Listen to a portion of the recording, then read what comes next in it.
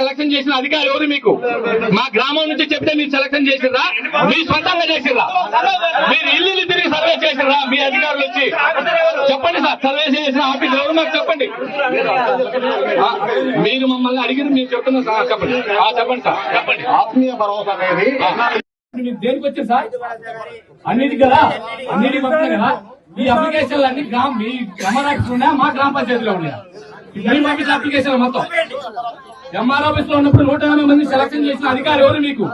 మా గ్రామం నుంచి చెప్తే మీరు సెలక్షన్ చేసిందా? మీ అధికారుల నుంచి చెప్పండి సార్. సర్వే చేసిన ఆఫీస్ ఎవరు నాకు చెప్పండి.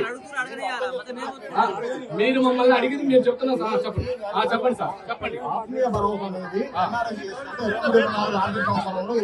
20 రోజులు పనిచేసిన వాళ్ళే లిస్ట్ చదివినాం. రేషన్ కార్డు చదవలేదు, ఉండే దొంగలేదు, అలా కార్యక్రమాలు